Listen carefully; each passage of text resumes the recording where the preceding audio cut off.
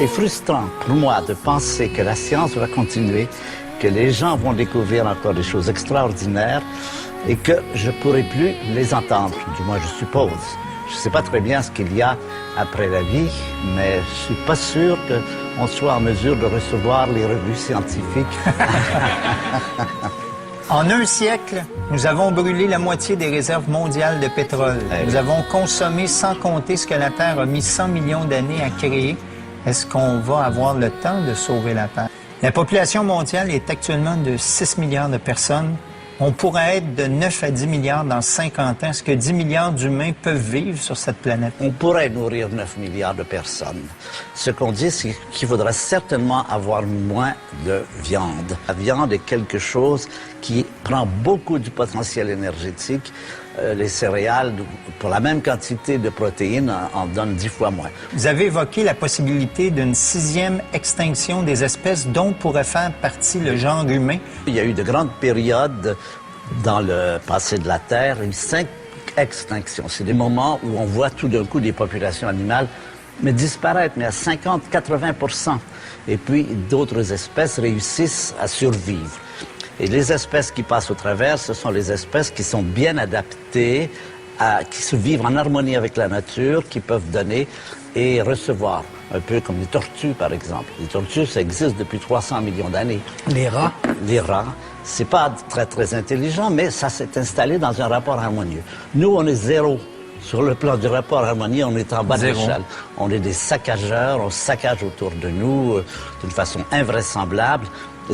Donc on dit, c'est ce qu'on admet, nous sommes dans la 6e extinction. C'est pas quelque chose à venir. On prévoit, à la vitesse à laquelle nous éliminons des espèces vivantes, qui est de 100 à 1000 fois plus élevée qu'en 1900, nous sommes plongés dans une période d'extinction. Qui sont les victimes potentielles qui pourraient disparaître? Tous les grands arbres et tous les mammifères de plus de 3 kilos. Vous regarderez demain sur votre balance si vous êtes dans le collimateur de la 6e extinction. Jean Ziegler, le rapporteur spécial des Nations Unies pour le droit à l'alimentation, accuse les biocarburants d'être un crime contre l'humanité. Vous en pensez quoi? Ça paraissait très bien. Mais on s'est rapidement aperçu qu'il en fallait beaucoup, beaucoup, beaucoup. Il fallait planter des champs de maïs gigantesques, des palmiers. On coupe la forêt primaire pour mettre les palmiers. Ce sont de vraies catastrophes écologiques. Ça fait aussi que le prix du maïs a monté un peu partout parce que qu'est-ce qui va manger? Est-ce que c'est les voitures ou les êtres humains? Est-ce que la planète se réchauffe moins qu'on le croit? Toutes les informations que j'ai, c'est qu'elle se réchauffe rapidement et surtout dans les régions polaires. Et on pense que d'ici 2050, le pôle Nord sera libre de glace en été. Ce qui relance toute la problématique du passage du Nord-Ouest. Vous savez combien de bateaux ont essayé d'aller de l'Atlantique au Pacifique et ont eu des naufrages. Là, on s'aperçoit que ça devient le cas et ça crée un climat assez de difficulté entre les différents pays. Parce qu'à qui appartient le pôle Nord? Les Russes, les Norvégiens, les Américains, les Canadiens. J'ai entendu dire que le Canada était en train de se construire des navires de guerre au cas où il y aurait des conflits. Il se pourrait bien que le pôle devienne une région conflictuelle d'ici quelque temps. Est-ce qu'il y a un lien entre l'astronomie et l'écologie? Oui. Je dirais que c'est 2 volets d'une même histoire. L'astronomie, la biologie vous apprend comment on en est venu à être ici. L'écologie vous dit comment y rester. On a vécu la terreur nucléaire entre 1950 et 1980. C'est une période pendant laquelle, à tout instant, 5000 mégatonnes de bombes étaient prêtes à se sauter dessus. Et on est venu très près de cela. On le sait maintenant, non seulement à Cuba ou en Corée, mais les archives du Kremlin nous montrent que très souvent, on était à 2 doigts d'avoir une guerre nucléaire. Une guerre nucléaire aurait pu faire disparaître l'humanité. Heureusement, Khrushchev et Reagan ont décidé de démanteler les silos nucléaires. De sorte qu'aujourd'hui, il n'y a pas un scénario crédible, il y en a encore beaucoup. raisonnable.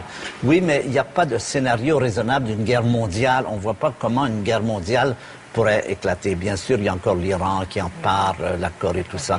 Mais il n'y a pas vraiment, comme il y avait à ce moment-là, à 5 minutes près, on pouvait... C'est 15 minutes une guerre nucléaire, hein? Le temps que les fusées traversent l'Atlantique, 15 minutes. Mais c'est intéressant de s'en rappeler parce que ça nous remet dans l'idée que nous ne sommes pas éternelle, que nous pouvons disparaître, que l'espèce humaine est une espèce périssable. Terre, planète bleue accomplie, sont 4,556 milliards tours autour d'un soleil qui achève sa 25e révolution.